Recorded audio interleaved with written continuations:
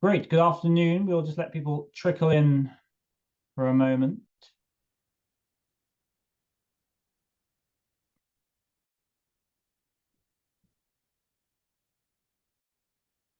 Everyone is having a busy afternoon, I know. Lots of other things going on. Many elections around the place.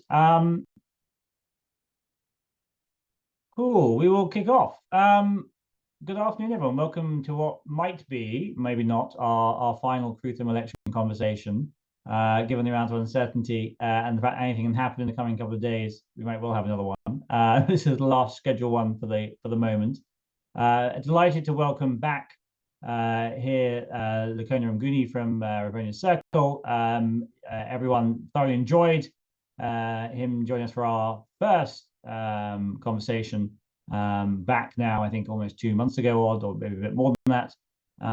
And we're here to dive in, I think, to some of the more short-term specifics, but also with a longer-term view. Obviously, we took a longer-term view last time with Joan Steinberg. But I think there's obviously a lot of short-term questions to come up as well. As usual, most people will be listening on replay, but people on the call, please do type questions in the Q&A, and we'll wrap them into our conversation. So welcome back, Lakona. I suppose we start with a similar question to before the election. Now afterwards, what was it about? What does this result mean? Both the results obviously for the parties, but also very low turnout. I think people forget that as well. And we need to put the results in the context of exceptionally low turnout and lower than expected turnout. What was the signal you think the electorate is trying to send? Thanks, Peter, and good afternoon to everyone joining us. I mean, it's an interesting result in many ways. In the first instance, of course, the obvious is that the electorate has sought to shift from the ANC, the African National Congress, as the governing party, in terms of guaranteeing it a decisive majority. And as I think the last time we spoke, I was quite adamant that we will definitely see at least 2 coalition governments in KwaZulu-Natal and Gauteng. And that's been the outcome. And of course, nationally, we had then said the mathematics has to keep up with the reality, and that the ANC would dip below 50%, but maybe not as far down as it has. I mean, there has been a bit of a political massacre for the ANC, as I call it, in KwaZulu-Natal. I mean, moving from 44 seats to 14 seats in the provincial legislature is a very, very serious outcome, and that's because of the MK party, and I think we can come back to that. So I think in the first instance, this election has been a vote of no confidence in the ANC as a sole governing party in the country. The second communique, I mean, whilst voter turnout was lower than 2019, I must say that if compared to 2021 drop levels in the local government election, I think the drop was quite well held and suspended. I mean, from 66% to 58%, just below 10% drop of voter turnout. So I think that, in fact, what happened is that there was quite a switch back into electoral politics. Even if people, for whatever reason, they didn't participate in 2021, we now know a whole lot more people than those who participated in 2021 actually participated this time around. Of course, we also know that we had the highest number of voters registered on the voters' roll since 1994 in this election at about 27.7 million. So we have those markers. It does tell us a lot, though, that there are still a number of people who, when they are done with the ANC, they opt not to make a political choice either than the ANC. So if you look at where voter turnout was lowest, it's actually in the ANC stronghold provinces. So your Mpumalanga, your Eastern Cape, and so on. Whilst the ANC got above 50% in those provinces, the turnout was actually very poor. Had those people who ordinarily vote for the ANC gone out and made a different electoral choice, I think the ANC would have been in much more trouble than it already is, given the outcome of this past election. So the trend that ANC voters tend to first become disaffected voters, and they stay at home, and then they become lapsed voters, and then they become available in the political market, is still continuing. And I think it's something for political parties to think about in future in terms of how do they reach out to ANC voters.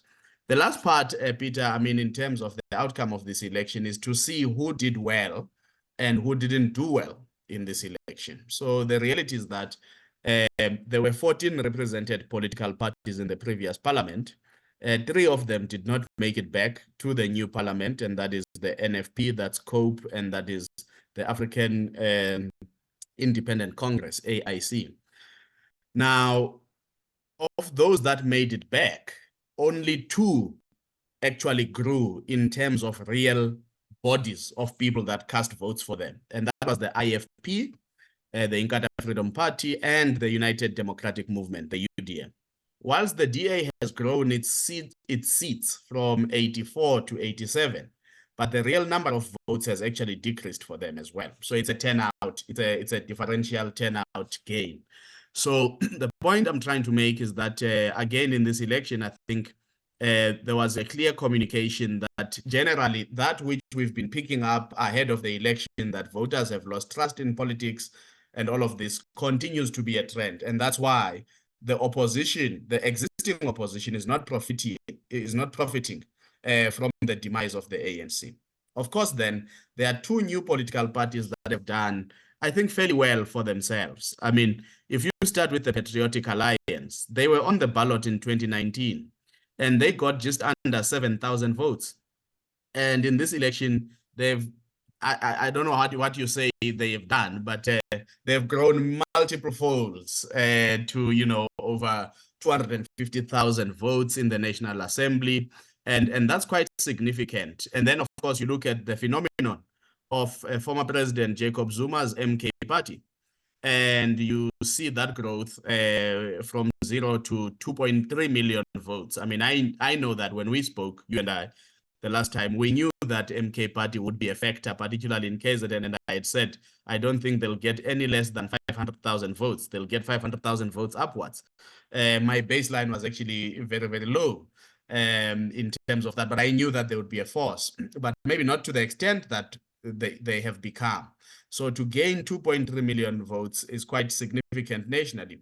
So what does it tell us about the electorate and what probably the electorate is communicating?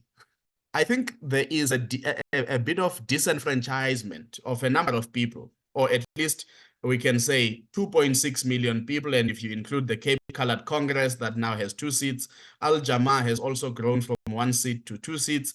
And there is a growth of a population in South Africa that is impatient with the status quo, that is impatient with the instruments that govern the status quo, including our constitution, and including this sense of a democracy that can really deliver without some radical shifts of policy changes. And if you look at how the EFF positioned itself in this election, they tried to actually run a very quiet campaign, on the ground campaign, not too loud on policies such as nationalization of land, banks, and so on. And they retreated from that space of radicalism. And then new players emerged to actually occupy that space of radicalism, which then tells you that the current socio-economic conditions in South Africa and the inequality levels that we face are becoming a threat to the sustenance of a democracy that is rooted in our constitution and the institutions of the state as we know them. Because one of the things that is quite glaring, the Patriotic Alliance is about colored identity politics, and they are unapologetic about that. MK party is about trying to get this 2/3 majority so that they can change the constitution, so that they can return power to traditional leaders who would then be the supreme leaders, and the government would report to them.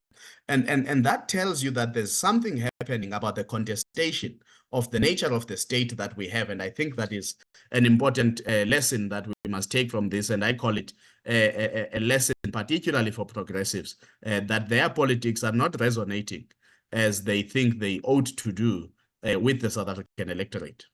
So I wanted to delve into that a little bit in sort of two halves. I mean, I suppose the first thing is you like us were around 7-8% for MKP. We obviously ended up with 14. There's obviously a lot of silent branch flipping, that sort of stuff going on. I mean, do you think that vote, the vote you said for some others more maybe populist or identitarian parties, is that a negative protest vote in the sense that people are voting for it just to stick two fingers up with the ANC, or do you think this is an active choice for saying, I'm turning away from the constitution? I suppose that's where I'd push back a little bit or question that. Is it an active choice for them as a different lens on how society works? No, I mean, I think there are multiple influences as to why people would vote for MK Party. I first start with the character of former President Jacob Zuma. Throughout the years, irrespective of how much one has criticized his ability to govern and administer the affairs of the state, I have always been quite clear that he's a very shrewd politician, and he knows how to work and tap dance around the South African political landscape and arena. And one of the things, I mean, over 10 years ago, I once wrote was that, I mean, one of the things that I feel he has perfected is this idea of a sense of home. And I don't want to call it what Gwede Mantashe did, to call it tribal, politics and so on. I think President Zuma has perfected the idea of KwaZulu-Natal as home. And he has owned the fact that he belongs there and he's from there. Now, that he may be Zulu is coincidental. He has always given a sense of purpose that when you are looking for a place of home, what I call homeness and homeliness, is that for him, KwaZulu-Natal is the place, and he will always have the interest of the people of where he comes from. And in that nature, then, former President Zuma has studied in multiple ways the psyche of people from KwaZulu-Natal, from all different persuasions, because there are people in KwaZulu-Natal, in pockets of KwaZulu-Natal, like Mutu local municipality, who are not Zulu speaking, they are Sotho speaking in actual fact. But they reside in KwaZulu-Natal, but he studies them. The second thing that the MK Party was able to do in this election, which I still find fascinating, and I would love to interview and interact with a number of the people in their communications department, was that I have not seen a political party use political propaganda in the South African landscape, at least since I've been observing politics. Maybe some people may, have a longer runway than I, but I've never seen political propaganda being utilized so much in an election campaign to create what I call fiction into reality. The first thing that they did was, I mean, ever since MK Party was launched, I go back to an article that Ranjeni Munsami wrote in the Daily Maverick ahead of the 2017 National Conference of the ANC. And what she spoke about there was the fact that what was effectively happening to the ANC is that it was becoming federalized, that different provinces were becoming very clear in terms of which factions they belong to, but they would remain to coexist within the ANC, but almost as federal entities. So where they would be allowed and told, you can do your own thing as long as you remain within the tent that is the ANC, and it's acceptable and you won't be punished that you are so factionalized. For example, ahead of that conference, Gauteng was very clearly against former President Jacob Zuma. The Free State was clearly pro-Jacob Zuma and so on. What then I extend from that article is that the formation of MK Party was an externalization of a faction of the ANC. So a faction of the ANC that was getting systematically eroded out of influence within the ANC, partly because of their misbehavior, partly because of their corruption allegations, partly because they were no longer resonant with the prevailing faction today within the ANC. So this faction then smartly realizes that perhaps the best thing to do, rather than to fight from within, remember they've fought two conferences from within the ANC, 2017 and 2022, and they've lost both conferences. So what then is the best thing to do is probably to externalize the faction, to actually demonstrate that there is support for this faction. And that, in fact, that which has been said about former President Zuma, that he's charismatic, he's a people's person, he's charming, and so on, can be tested outside of the ANC. Because if he remains within the ANC, you can't test that, besides him helping the ANC campaign in KwaZulu-Natal and gain those votes. And I think that's what happened. But as we've been analyzing the results, I mean, just this afternoon, I got some tables comparing comparing votes in areas that are dominantly by Muslim residents in the city of Cape Town. And what I find fascinating in that document is that MK Party is featuring in the top 5 political parties, even in constituencies like that. So you can't then say it appeals only to Zulu people. You've got to then say, what is the political moment that is currently underway in South Africa that is allowing, and I would say it's a couple of ingredients. It's the propaganda that they've used. So they spoke about an ANC of Ramaphosa. So if you are dissatisfied with Ramaphosa, exceptionalize him, make him stand out, and say this ANC, the ANC is not the problem, but the ANC of Ramaphosa is a problem. And I remember, Peter, I did a focus group with a group from KwaMashu in Durban, and 2 people were quarreling. One is a disaffected ANC voter, but now wanting to vote ANC because of the emergence of MK. The MK voter in this focus group says, no, my sister, don't worry. I've nothing to wrong with, I've got nothing to say wrongly about the ANC. I just have a problem with Ramaphosa. So she says, if Ramaphosa were to go, would you come back? He says, no, of course, gladly I would come back to the ANC. Of course, I think now that they've stood for elections, that is a bit of a theory than a practice. But the point is that the propaganda around ANC of Ramaphosa actually gained traction in certain constituencies where Ramaphosa was then seen as not part of ANC stock proper. So he was seen as an outsider who came in to lead the ANC. And in fact, he's got a mandate to derail the ANC away from its mandate and its center towards white monopoly capital, as some would say. And of course, the charisma of President Jacob Zuma, but I think the groundswell of dissatisfaction of this radicalized constituency, which the EFF tapped into. If you think about it, Peter, in 2019, before I stop, the EFF grew almost 7-fold in KwaZulu-Natal, from about 65,000 votes to 350,000 votes. Now, the reason it did that is that there was a disaffected constituency with the ANC that needed something more radicalized and robust. And the EFF believes that some of those people would have been former President Zuma's, supporters who didn't want to support the ANC without him, and they found a home in the EFF, and now they've gone. They've gone to MK. But you've got to account. Lastly, I was talking to an ANC leader yesterday, and I said, but we've got to appreciate other things. What could be at factor? And he said, no. When I took leave from work to go and campaign for the elections, I realized that the ANC structures had actually collapsed. And I said to him, that's an interesting insight, because one of the frustrations of the Electoral College of the ANC, led by former President Kgalema Motlanthe, was that almost 50% of the ANC branches did not elect or nominate candidates for parliament and legislatures. And that should have been an indicator for the ANC that actually something internally is wrong. So the ANC has structures, but they've actually quite collapsed. And maybe another thing that people might be communicating is that this idea that you count how many branches you have and how many members you have is not necessarily a measure of how healthy you are politically. So I think this is an interesting point to delve into the future of the ANC here. As we've seen in the past, it dies. It has been dying maybe more than it appears on the surface, as you said, around branch structures. But if we get a lot of flipping of MKP and KZN, say, which is a large number of branches for national funding and that kind of stuff, does the party die, or can it just survive, in its strongholds of Eastern Cape, etc. from here? And I suppose in particular how that plays into what happens on the future of Ramaphosa, but also more medium term. I don't think we're expecting him obviously to be ousted, right now or even this year, maybe next year at the NGC. Does it just become a more parochial, narrow party? Well, I mean, the ANC's survival is really hanging at stake right now. In fact, in the last few days, I've been toying with the idea that this is the end of the ANC.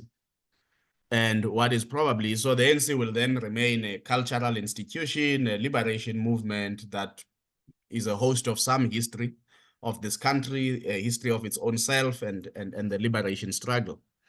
The ANC has never demonstrated an ability to come back once it has begun to lose power, whether at municipal level or at provincial level, if you look at the Western Cape. KwaZulu-Natal is a different case study because they were on the back foot there and they began to grow. But it's also unsurprising, and I think I said this to you, Peter, last time. It's unsurprising that KwaZulu-Natal is the focal point of this election. I have been saying to people, KwaZulu-Natal is the under-celebrated democratic story of this country. We tend to focus a lot on, the violence, the hotspots, and all of that. But you will probably find in KwaZulu-Natal, more than in any other province, people who have voted for more than one political party in their lifetime. And this is demonstrable in the IFP losing power over time to the ANC. This is demonstrable to the Minority Front fading and its support going to the DA. This is demonstrable in the National Freedom Party hanging in 2011 about 20 municipalities from the IFP. And this is demonstrable in the ANC losing support back to the IFP, and that the IFP has grown while the MK has also grown. So voters in KwaZulu-Natal are very mobile voters, more than people actually care to give them credit for. And so if the ANC is to have a potential growth node, it would have to be KwaZulu-Natal. I doubt elsewhere. If it is to make a comeback as a party, it must focus on KwaZulu-Natal because the voters there are more susceptible to being convinced to vote differently rather than elsewhere. Elsewhere, where it loses support, I mean, if you look at Ekurhuleni Metropolitan Municipality in 2016, the ANC loses majority, goes into a coalition with the AIC, but it's unable to make a bounce back to over 50% in 2021. Instead, it loses further support. So for me, this is the end of the ANC, and this is a crisis for progressive politics in this country. Because if you absent the misgovernance and the corruption that is inherent within some of the ranks of the ANC, and you focus on what is its vision statement for the country and its commitment to nation building, the ANC actually has progressive politics, a democratic, united, non-sexist, non-racist, and prosperous society, which then is embodied in this constitution that we have. That's the vision statement of the ANC for the country. For progressives then going forward, they need to think carefully. How do you build an alternate vehicle? Because the ANC over time has become ransacked, it's jaded, it's lost energy, it's not enthusing to anybody. So how do you then build a progressive vehicle that will be the replacement of the ANC? And I even want to say, and I've been saying this to some ANC people, it's even in your best interests to try and influence the development and creation of that vehicle, so that there is a center that tries and holds this country's nation-building agenda, rather than seeing this emergence of very single issue-based political parties or very narrow ideological lenses that they tend to approach politics with. But I mean, just to push back on that a little bit, I mean, what about the idea that you have hived off the crazies basically out of the ANC? It's a more pure policy focus, maybe implementation focus, can get on with the job in partnership with the DA or others, can actually then show, some jobs growth or whatever, some improvement in quality of life into 2026, 2029, and hold this position or even improve. Do you not see that scenario able to play out, that somehow the center reinforces itself, albeit in a messy coalition? Unless the ANC and DA sometime down the line choose to merge once they feel that they've gotten rid of the people. But the ANC as a single vehicle, this is the end of the ANC. The ANC will never get back to a point where it can win a majority in the next 3 to 4 election cycles. South Africa is going to be stuck with coalition governments, in my estimation. And what I'm trying to suggest is that as the ANC, I mean, we can predict now and catch the bet in 2029. I bet that the ANC will be a 25% party in 2029. It would have distracted itself and destroyed itself in this, what I call mutually destructive coalition with the DA, because the idea was to say this is a government of national unity, but it's quite clear that there are conditions that are eliminating other players. And what we are going to end up with is a phenomenon of a grand coalition. And these two parties have real constituency bases. And I'm sure you've seen this play out already. I mean, there were people holding a protest against the ANC. Very well-known people who have served in ministerial offices. They are not, they are the kinds of progressives that you talk about, but they don't see in the DA the kind of partner that would help to advance those progressive policies. And this is what's going to be the challenge of the ANC. Just to stress test your view, are they at 25 if you get 3-4% growth and 500,000 per year jobs growth, or is this almost independent of that because of the rise of other views of society and politics? There are certain things that are going to be difficult to flow for others in terms of social protection policies that the DA may well push back on. We know that the DA stands opposed, for example, to the idea of the national health insurance. The president made song and dance about that. Now people are going to be expectant, and if it's trickling too slowly, it was always going to trickle too slowly, by the way, because there's no money for the NHI to be implemented. But now there's going to be a crutch that is there, that it's this DA that is causing this this slow implementation of NHI. So you are going to have what I call policy inertia in some ways in this country, because there's going to be a big fight, as we were talking before this call started, Peter. There's going to be a big fight for budget. What is spent on, what is not spent on. There's going to be a big fight about which communities are prioritized and which ones are not. And then there's going to be a big fight of the alignment and misalignment of provinces. If you remember the classic case, when Lindiwe Sisulu was the Minister of Human Settlements, and it appeared that with the Western Cape government, she was not aligned. And that was seen as a reason why certain things in terms of building of low-cost housing and so on in the Western Cape was not moving. So I'm trying to say that the injection, by the way, of the DA into the ANC does not necessarily mean that it's an injection it's an antidote of all the things that are wrong with the ANC.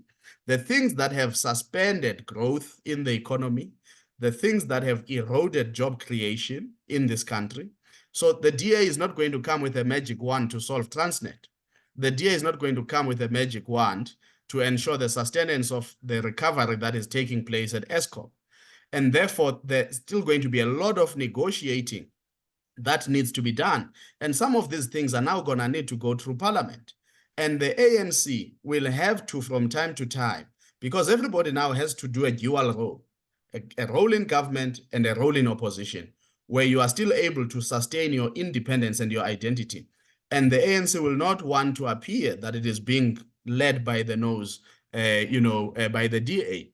And therein lies the problem, where it takes longer to actually arrive at decisions, where it takes longer to agree on priorities, and therefore the turnaround plans may not be as easy to implement as you might suggest. I want to come into pure coalitions in a minute, but maybe just sticking to the sort of looking at 26, 29 point. And Aditya, you had a question on MKP. Yes, thanks, Peter. Just to go back to KZN, so in terms of future electoral prospects, especially if you consider the 2026 and 2029 elections, from a strategy point of view, what do you think would be the wise thing to do for the MK party in KZN right now? Is it to stay in the opposition benches, or to try and put together some coalition, even if such efforts eventually fail? Well, they are trying to put together a coalition. President Zuma just concluded a meeting not too long ago with the NFP leader. So they are trying to actively be in government in KZN. KZN is a very tricky province. It also has, it might not be a very big risk at this point in time, but it does have a possibility of a rerun as a province, because if MK and EFF and NFP vote together, then there's a stalemate of 40 to 40 in that legislature. So there's no outright winner. Unlike in local government, where we've developed regulations where we even do a coin tossing Say, well, I mean, we've tried to vote so many times. There's no outright winner. It's even. Let's toss a coin. Those kind of regulations are not currently there to manage the affairs of the National Assembly and the provincial legislatures. So it must not be an almost ultimate surprise that in KZN, you might have a rerun if NFP votes with an MK and EFF bloc. Now, in KZN, what would be in the best interest of MK party? I think MK party is not a project for longevity. So it has to get and gain whatever it can as quick as possible. Because I think MK party will suffer the kind of fate that COPE suffered between 2009 and 2014. And that it will not be a party that is facing growth prospects. It will be a party that is facing a scramble to retain whatever it can retain. The other blind spot that some people carry, particularly not only in KwaZulu-Natal, by the way, and I've spoken to MK guys about this, in Tshwane, in Ekurhuleni, and a few other municipalities in Mpumalanga, is that they have now done their clear analysis of where they are strongest at in terms of wards and VDs. And the biggest threat that faces the ANC now is a mass resignation of councillors who would force by-elections now, not in 2026. So 2026 is too long and too far for this conversation where MK is concerned. They are thinking of if everybody locks us out, it's fine. We will do a mass resignation of ANC councillors in eThekwini Metro. I mean, just to get the sense of the MK impact in this election. MK got more votes in Msunduzi local municipality, which is Pietermaritzburg, the seat of the capital of KwaZulu-Natal. They got more votes there than the ANC did in 2021 local government election. MK just eclipsed the DA in Christopher Papas's municipality, in Umgeni municipality in Howick. So they then now are in a position to say, okay, the election results tells us that we did not just get votes in scattered pockets. We actually took over municipalities in some instances and broke the back of some municipalities. So if people resigned, as MK says, an estimation of 60 to 65 councillors that they think can resign, the ward councillors, there are 110 wards in eThekwini. That's the majority of the wards. So you can imagine if they were to win 50 of those wards, what their PR count would be and what the dynamics of that municipality would look like. So the point I'm trying to make is that we must not only look and say this election is done, therefore the next election is 2026. There may well be a very critical and impactful mass resignation of councillors, which would then create you even much more crisis in terms of the arrangement of the spheres of government from your local, and then may well force MK back into the renegotiation table, particularly of a province like KwaZulu-Natal. If the ANC now believes that, you know what, we need some spoils in eThekwini or in Msunduzi, therefore we might as well give in to MK demands for the sake of them gaining the province. So those are some of the things that we are going to be looking after once the dust has settled after this week of course, the first sittings, the inauguration of the president next week, Wednesday, the appointment of cabinet the weekend thereafter. And then we will then have to see how MK behaves. But they probably have more up their sleeve than people estimate in the short term. So gliding into the coalition question, I mean, if we look at the ANC, we have a question in the chat. Someone, what do you think will happen to the ANC's future prospects in coalition, even under the cover of GNU with the DA? And if they fear what happens in future elections, does that mean we have to have EFF and MKP in there? Because it seems we probably won't at the moment, but things are still quite fluid. And I suppose the nub of this question is, does the electorate care, or is the electorate as anti-DA enough to punish the ANC as the tripartite alliance is, the internal angst on DA is within the party itself? Well, Peter, I mean, I think those are very difficult questions because I don't think everybody has played their hand publicly in terms of where they stand with the various permutations of the of the GNU, quasi-GNU/Grand Coalition. And of course, we are none the wiser in terms of how many parties will end up being part of that Grand Coalition. But the truth of it is that, I mean, after, DA, MK, EFF, IFP, the numbers for any political party become very small in terms of their voter share and their representation in the National Assembly. I think, I mean, the ANC once attempted, by the way, to go on a study tour there in the UK.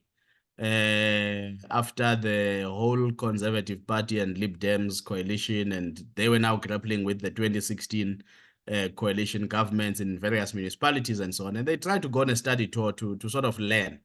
But I'm not sure if the learning does happen or the visiting happens. And I think you will need a different ANC that is open to the possibility of sustained periods of coalition politics. And that they then learn how is it that they can survive in those coalition politics so that they don't become a 40% party that drops to 25% in 2029. But I suspect there are people who are purists enough in the ANC, just like there are, by the way, across all political parties, who will then probably emerge in the 2027 National Conference of the ANC and punish Ramaphosa and any of his travelers for having, one, lost the ANC so much, and of course, secondly, taken them into the hands of the DA. And those purists might well think that the best option is for them to go into coalition. There's a phenomenon that's emerging in South Africa. I still want somebody to define it for me. But there are things that are called black parties.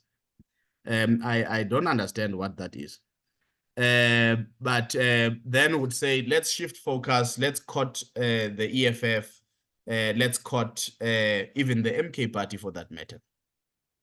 Because, I mean, if they were to cut the EFF and cut the IFP, post 2027, they would still get over 50% nationally. And the idea would probably be that this thing of having the DA in government gives South Africans a view of how the DA can perform, and it makes the DA a political threat in terms of elections in 2029.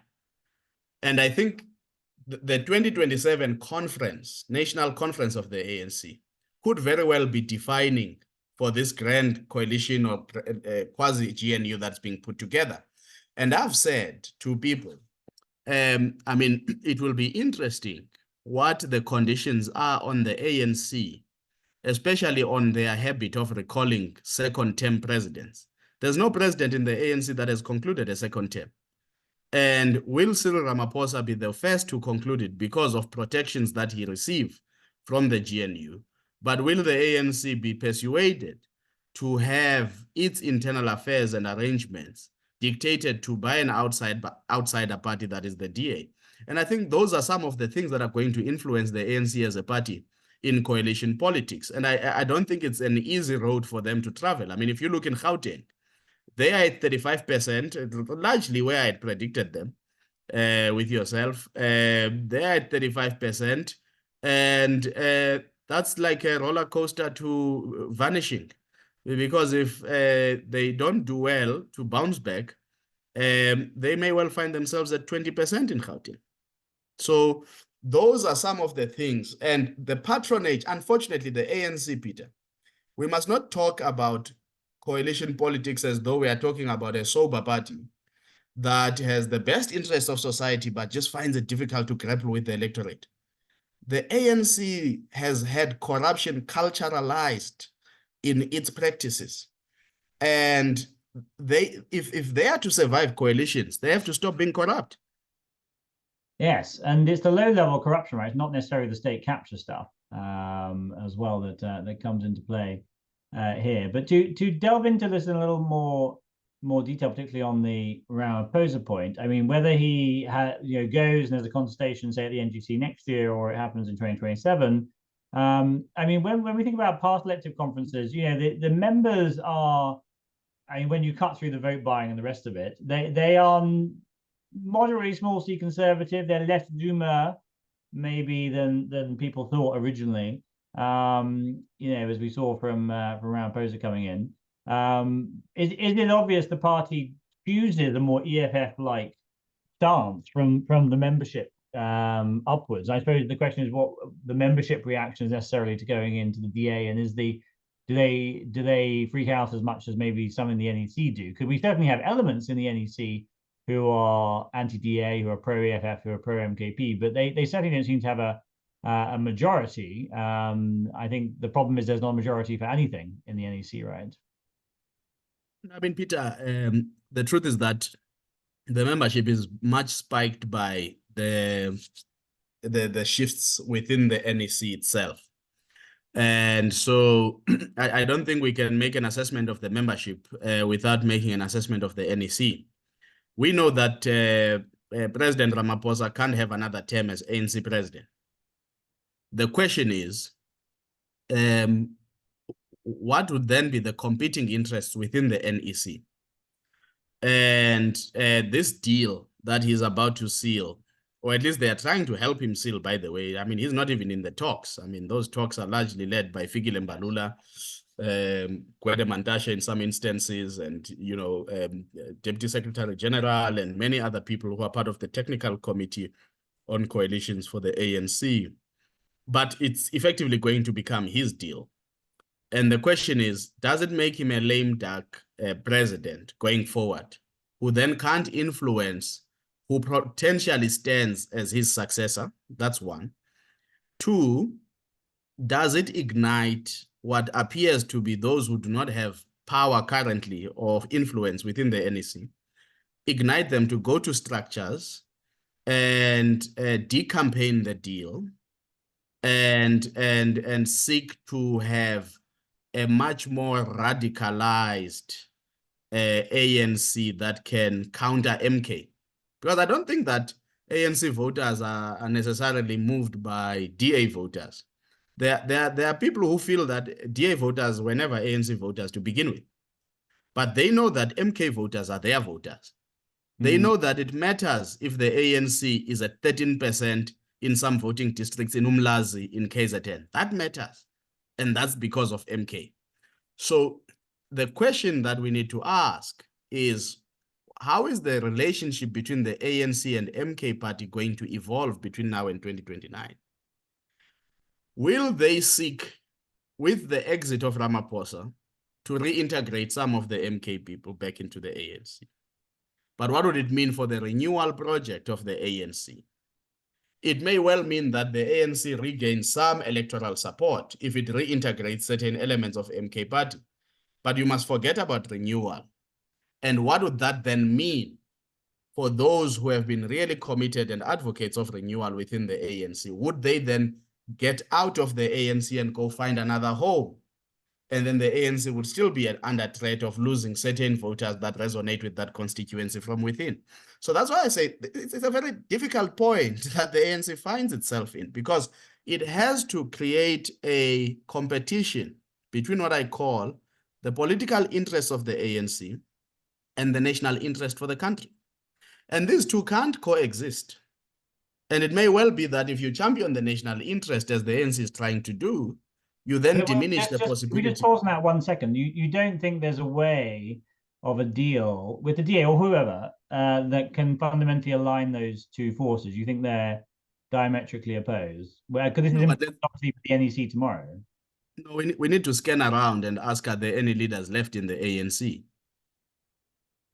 Because the reason Ramaphosa has been kept there, it's not because he's the best leader. It's because he was the leader who gave them the best shot at elections. That's why they elected Ramaphosa. Yes. They didn't elect him because he's the best stock available amongst ANC comrades who represents the best interests of the ANC and can articulate the vision of the ANC for society. They went for Ramaphosa because the markets approved of him. He had some momentum in the media space, and they felt that without Ramaphosa, the ANC would not do well. They were correct, of course, particularly in 2019, but maybe not so much in 2024. And I think what the ANC needs to do, which the ANC used to be good at, but is no longer good at, is to study the phenomenon of these elections and ask itself pointed question. What is this political moment and what does it mean for the country? And how does the ANC behave collectively to respond to this moment? Not for its own interests, but for the interests of the better good and the shaping of society going forward. But if they are unable to do that, which I posit that the intellectual capital has vanished from the ANC to be able to do that. ANC is now filled with political careerists who are not intellectually immersed. They are not in the habit of thinking and exploring ideas. It's all about material positions and who occupies what. And I think that, for me, is at the center of the challenges of the ANC going forward. This is not the ANC, Peter, where we could say in 1999, let's talk about who could be the unifying figure in the room. I mean, I'm trying to see all the ANC leaders in front of my face, and I'm looking for a leader probably in their 50s, not a leader in their twilight, because a leader who's able to do that unifying work can't be a leader who is at their twilight. And then we've got to ask, who is that leader? And I don't have a name. So if we take all that context, and Lisa, you have a question on the shorter term coalition outcomes. Well, yes, thanks, Peter. Just to stay with the ANC, so I want to know, which way do you see the ANC negotiators jumping this week ahead of Friday, but also next week after further talks if a final deal is not penned by Friday? Yeah. And if they can't jump towards the DA, we end up with a minority government despite the ANC knowing this is not really workable. What's your take on that? No, for me, it's very simple. I know this idea that let's go through the first sitting and then let's see what happens afterwards. You can't go through the first sitting without a preliminary agreement on what happens afterwards. Everything has to be decided on this side of the first sitting. So, and this is what has been making these negotiations extremely difficult and frustrating and very long. Because in the first instance, when the ANC made the invitation to a government of national unity, it then made the undertaking to meet about 15 political parties in the National Assembly. Action SA said, we're not interested. Don't worry about us. They even met Good on Thursday or Friday last week. Good has one seat in parliament, but they spent about 90 minutes with Good, and partly because Aunt Pat has been in the, Patricia de Lille, the leader of Good, was in the current cabinet that's outgoing. So this idea that you can go to parliament, and maybe let me just clarify something. The first hurdle for the sitting on Friday is not the election of the president. The first hurdle for the sitting on Friday is the election of the speaker. And who becomes a speaker has material bearing on how the government post the election of the president is already imagined. And these are the conversations that some of us have been having with the different political players over the last while, to say, if you've got a parliament whose dominant players are in cabinet, and I've said this personally, and I've quasi-lobbied for this, but I'm not sure if I will win, Peter, and to do so. But I've said, you can't have a speaker that comes from the ANC and the DA because they'll be dominant in the executive. So you've got to shop for a speaker of parliament who can help sustain the National Assembly as a body for oversight on the executive. Now, that's the first hurdle for Friday. It's not the election of president. That's easy. The election of speaker, deputy speaker, and then president. President is the third item on that agenda. So where the chips fall on the election of the speaker will give us an indication of how the ANC might behave post the election of the president. But there's nobody moving into that sitting without some solid agreement and understanding who will be minister of what, who will be this, who will be that. By the time, I promise you, by the time 10 o'clock happens in the city of Cape Town International Convention Center, they might not tell us, but they will have a tentative idea how many positions will be in cabinet, what percentage will go to which party, which clusters will be led by which parties. They will have an idea about that. And that's why last night I said there has to be a deal tonight. And that's because today parties should be going back to their structures. They should then be meeting tomorrow to refine so that by the time 10 o'clock comes on Friday. But the indication that I'm getting, I mean, the IFP was meant to have a press briefing, and I think it's now happened a bit later, maybe during this call, which one would have to look back to what they're saying. Things are moving very, very slowly. And because there's a lot at stake for everybody, because for every position that you give up to the opposition is a question of perception. And I'll make a crude example because this is South Africa and maybe we are allowed to say this because we speak crudely about race. But if you make a white person a minister of finance, there's going to be a problem in the narrative publicly about that. So you can't say you're going to postpone this and decide it on the other side. You are going to then be able to say, on this side, we need to conclude on certain things. And I think that's why, Shem, I do feel for the political parties. It's not an easy time.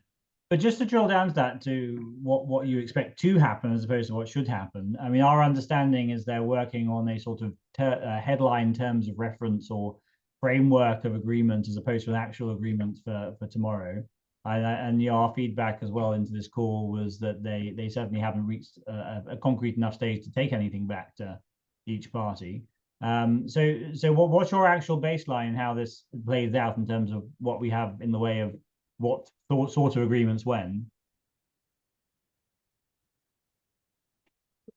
I mean, I've now started another process as well to say, let's put together a team of about 15 people to talk about this and present a probable version of an agreement to the parties themselves. Because one of the things that I have realized, as I said earlier, is that the parties themselves actually have very little capacity to think through this thing. And may well be an opportunity now for some citizens to come on board and give some direction. I mean, I was talking to an ANC leader who said, my views at 10 p.m. are not the same as my views at 8 a.m. And that's part of the problem of how we are putting this thing together. So I think what will happen, as I'm saying, they will go into Friday with some level of in-principle agreements. So if we are to safeguard the legislature, who do we make speaker? And then, of course, I mean, some people were saying yesterday, I mean, the DA has now found new confidence to demand being deputy president, for example. And that would internally paralyze the ANC. If you took Paul Mashatile out as deputy president, inserted John Steenhuisen as deputy president, what it would do is it would create a lot of disgruntlement that this deal is not only now about power sharing, but it's about amputating some of us out of positions. And that may well weaken, as you'd know, Peter, coalition arrangements are as stable as the stability of the individual political parties. And I think what will happen in this intervening period is that there will be some framework. I have no doubt that the deputy president one will be resolved before the sitting on Friday. And the positions, like I say, in cabinet, of course, will be discussed down the line. And the ANC may well feel that its best way out is to invite a number of small parties into this cabinet to try and sanitize the sense that they've been strong-armed by the DA. And of course, lastly, Peter, I mean, there are people who have material interest in these talks. For example, Krutham doesn't want to leave being Minister of Energy and Mineral Resources. He's very clear about that.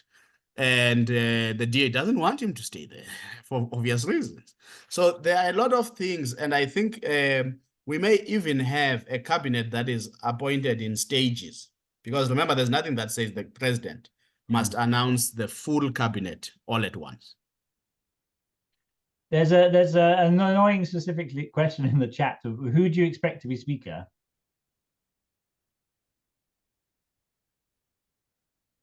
All things equal, as I read the developments of the last 2 days, it may well be that the DA could get speaker.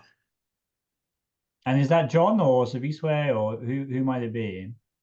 No, I don't think John would think he has the temperament of becoming a speaker. They probably would. I think they'll probably think of Siviwe Kwahube, the current chief whip, to become. At least that would be my advice to them. Yeah. There are some people in the DA who believe that Natasha Mazzoni could be another option. But my individual preference, which I've communicated to all the political parties, is that they consider somebody with significant political experience who has actually been to 4 different political parties and has rapport even with your likes of the EFF, and that's Patricia de Lille. I actually think she would make a good, excuse the pun, speaker that is able to build bridges between political parties, because the nature of the National Assembly you have has never been had before in our democracy. And I fear that somebody like Siviwe may lack the experience to bring people and parties you may ordinarily disagree with together. Yes. No, I mean, she's very good. I mean, we like her a lot, but she doesn't have that experience that Auntie Pat certainly has. It's obviously difficult to take a one-seat party and make them speaker. What do they do, right, in Parliament otherwise for their constituency? Unless you can sell stability, that might work. But no, I think that's a very interesting point. There's another question in the chat, which I think also concretizes a lot of the uncertainty of what we're talking about. For us, GNU is a smokescreen largely of how you dilute the DA. It's ultimately about the DA. We call it a smokescreen-based, principles-based process. But what is fundamentally this thing you think that comes out of ultimate negotiations, not necessarily just tomorrow? Is it an actual coalition, or is it more shades of confidence and supply? How would you characterize what the final thing actually is? I think it will be an in-betweener. What is quite clear is that there's appreciation that the electorate did not give the ANC enough a mandate to occupy all positions in government. So it will be what I call, sustaining strategic autonomy, where you participate in government, but you don't forgo the fact that in actual fact, we don't like each other. But at the same time, the nature of how the South African government is set up, unfortunately, is that if you are in cabinet together, you've got to like each other. Because cabinet works in clusters, and these clusters actually are very important in influencing the agenda of the full cabinet. And as you'd know, the manner in which budget is arrived at is that there's an entire cluster of ministers in cabinet who have to go and sit and thresh it out, of course, with the budget office of treasury, and then of course come back to cabinet and then go to parliament. So the point I'm making is that the nature in which our government is structured forces parties that are in government to probably have a much more cordial, cooperative governing role than maybe in some jurisdictions. Maybe, for example, in the US, the nature of cabinet is not as the nature of cabinet here.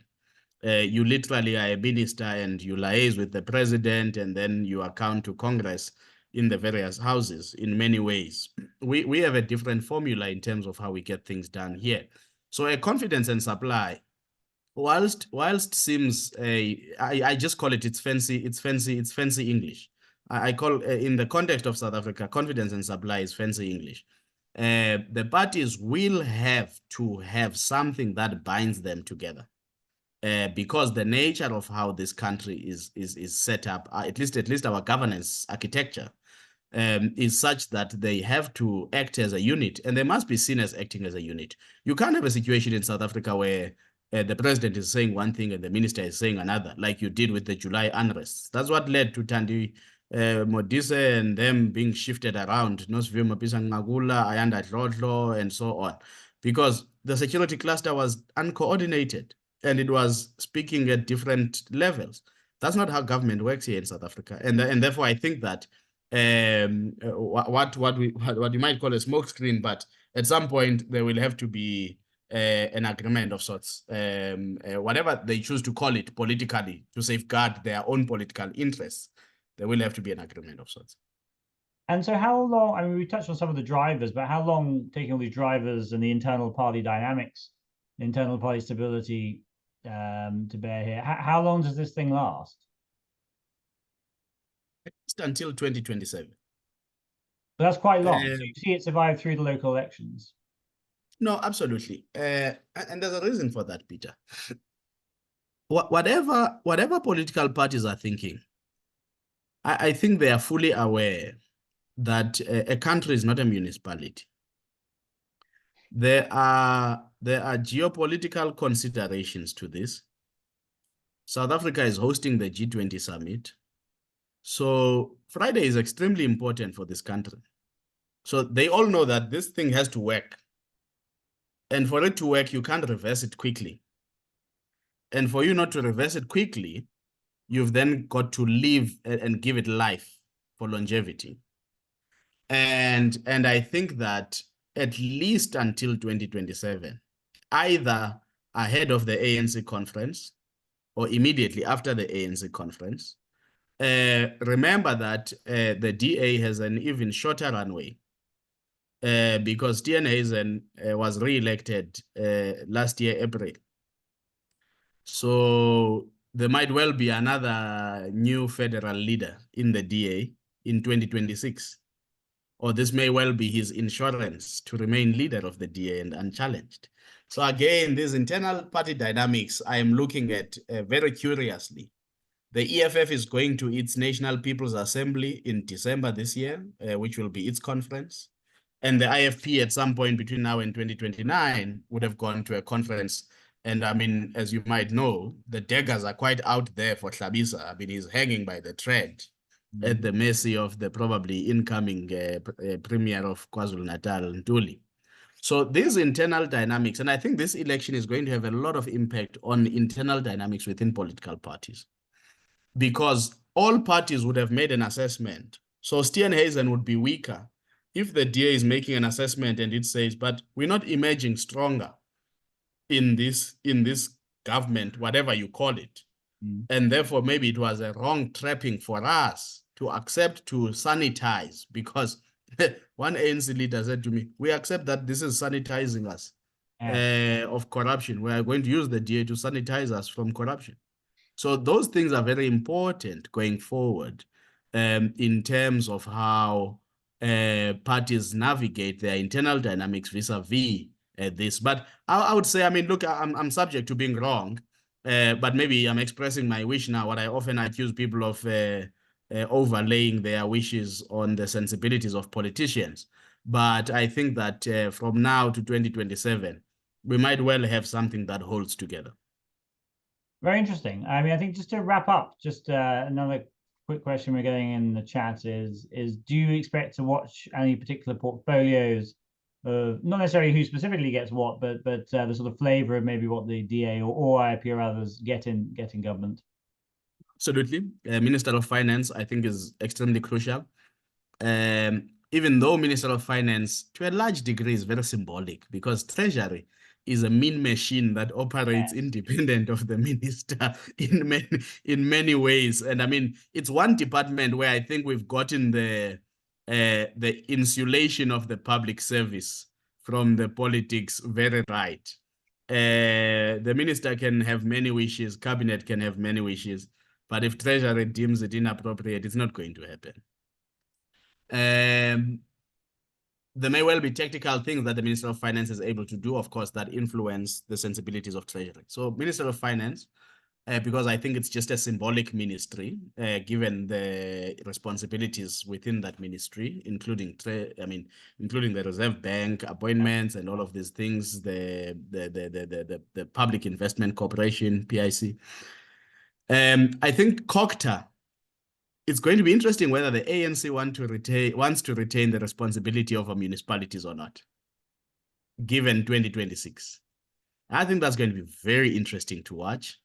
I think the Minister of Health is going to be interesting to watch in light of the NHI. There are some who are like, yeah, maybe let's give the NHI to the opposition, and the Minister of Health to the opposition, and says the opposition that's not implementing NHI.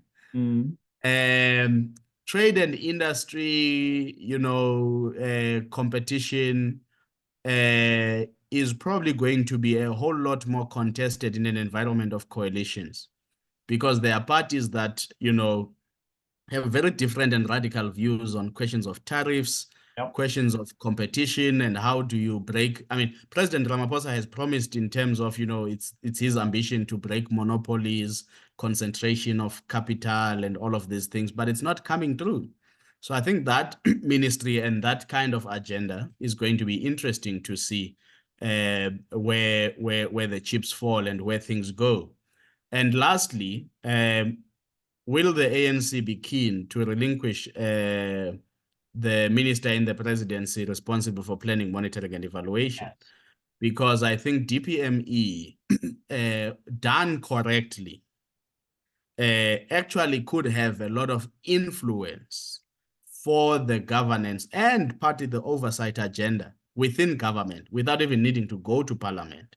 And of course, there are many state institutions that are also under that ministry, from your Statistics South Africa, which have been underfunded and have not been able to perform certain duties and functions to the state. And so for me, Peter, those would be the ministries that I am going to look out for, because I think that they are very important. No, I And of think course, we have to see which ministries might go if there is an attempt to reduce cabinet. yes, which is back on the agenda to a degree, Yes. but makes things complicated. Of course. DPME is very interesting. It's one of those, in theory, very, very powerful portfolios that's never really been used, right? Yeah. In the party, and even on health, I think there's the DA policy is not dramatically different from NHI. It's just conceived and made up in quite a different way, more of a Dutch mixed model, voucher system model. So it's interesting to watch that, certainly. And just finally on Gauteng, there's a question. The media seems to have ignored this. We have poked around ANC, DA, EFF in Gauteng a lot. The talks there seem to be much messier than elsewhere. What do you think happens in Gauteng? A mess. a mess happens in Gauteng. There seems to be nobody that wants to be put on the line, for example, on the very first hurdle that I say, which is the speaker. Gauteng, unlike KZN, has many more parties. You've got a lot of one-seat parties, BOSA, RISE, IFP, MK doesn't have too many seats either. He's represented. PA, Patriotic Alliance, doesn't have too many seats. So there's a lot of scattering. And unfortunately, I think the team that has been put together by the ANC in Gauteng to try and cobble up a coalition is very weak. It's unfocused, and I don't think it appreciates the severity of the issues available.